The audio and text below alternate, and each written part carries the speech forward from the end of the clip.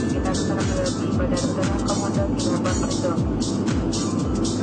Kecepatan pesawat pukul 9:15 di mana tidak ada perbedaan waktu antara beberapa saat lagi kita akan berada.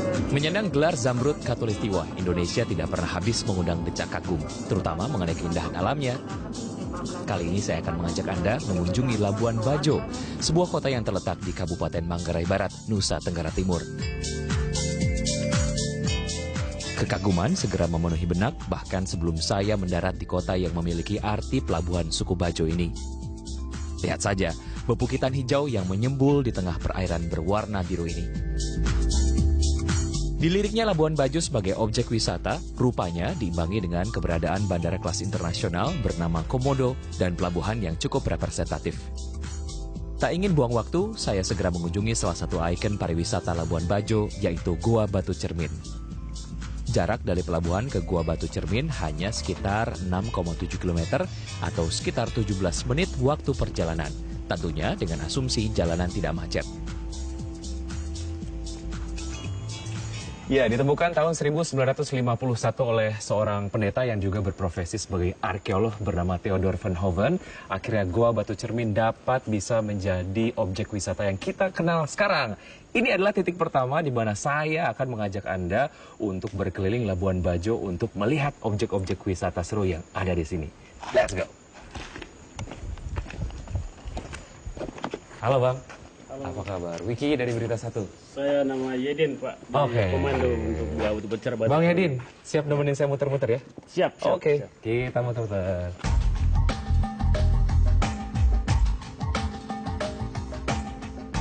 Gua seluas 19 hektar ini memiliki tinggi sekitar 75 meter. Gua Batu Cermin ditemukan pertama kali oleh Theodor Verhoeven, seorang pastor Belanda yang sekaligus berprofesi sebagai arkeolog. Gua ini ditemukan pada tahun 1951. Tak sabar rasanya ingin segera masuk, saya pun bergerak ke mulut gua. Ya, Bang Yedin, sebelum kita masuk kita harus pakai helm dulu ya. Ya, betul sekali. Ini buat pengamanan para visitor yang datang, karena kebetulan guanya sangat kecil sekali, kurang lebih ada 80 cm saja ketinggiannya. Oh gitu. Ya. Jadi jalannya harus agak nunduk-nunduk Ya, gitu harus ya. nunduk. Dan sebetulnya yang juga aman adalah ada penguncinya juga Ya, di sini betul, gitu. betul. Supaya si kalaupun bisa membentur batu, si helmnya tetap tidak jatuh. tetap tidak gitu jatuh. Ya. Oke, terus apa lagi? Harus bawa senter kayaknya. Kita harus bawa senter. Ini Ya, makanya saya selalu bawa senter ini. itu dia. Soalnya kita masuk di ruangan gelap. Siap, siap. Kalau sepatu ya sepatu biasa aja. Nanti ini sudah atau bagus sendal ya. gunung lah ya. Iya. Sudah aman. Sudah aman. Kalau gitu kita langsung masuk. Kita pakai ini dulu ya. Oke. Siap. Dikunci. Oke, udah kenceng. Let's go.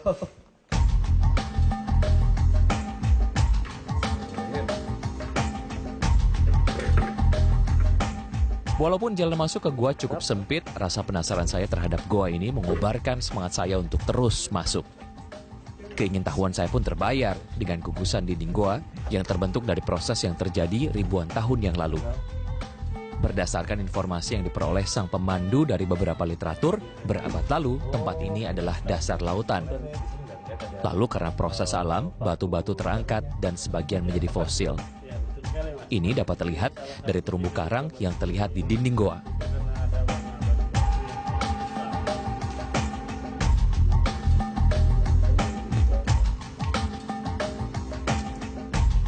Bang Yedin lalu mengajak saya melihat batuan yang diperkirakan adalah fosil kura-kura. Fosil. Fosil kura-kura. Oh. Ini dia punya kepalanya, ini tempurungnya, ini bagian ekornya. Oh iya, ini kalau kita lihat kayak pola yang ada di tempurung kura-kura ya. Iya, iya. Nih. Oke. Kebetulan tempurungnya sebagainya sudah rusak. Ya.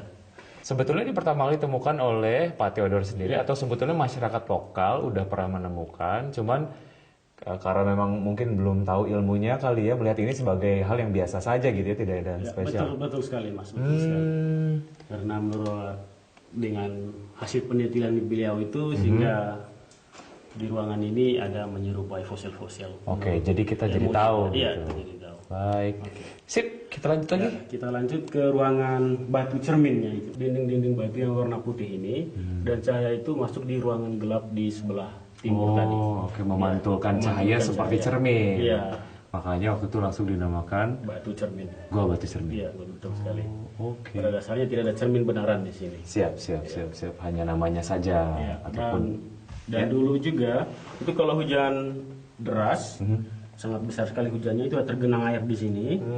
Ketika sudah musim kering, ketika matahari tepat di lubang gua di atas, itu pantulan cahaya dengan air jernih ini juga. Oh gitu. Seperti Siap. itu, Mas. Itu kenapa namanya jadi Gua Batu Cermin ya. Ya. Ini ruangan terakhir. Ini ruangan terakhir. Sekarang di sini ada jalan buntu, tidak ada jalan lagi. Siap. Kita harus balik jalan yang sama. Oke, siap. Kita balik lagi.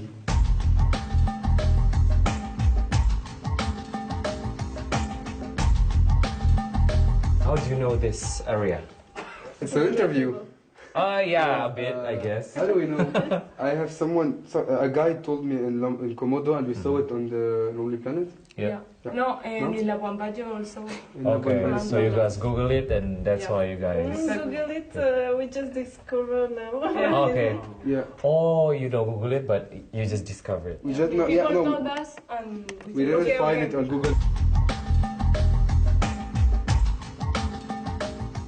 Keluar dari gua, saya pun menyempatkan menikmati keindahan Gua Batu Cermin. Suasana hening dan udara yang sejuk memberikan efek relaksasi yang luar biasa.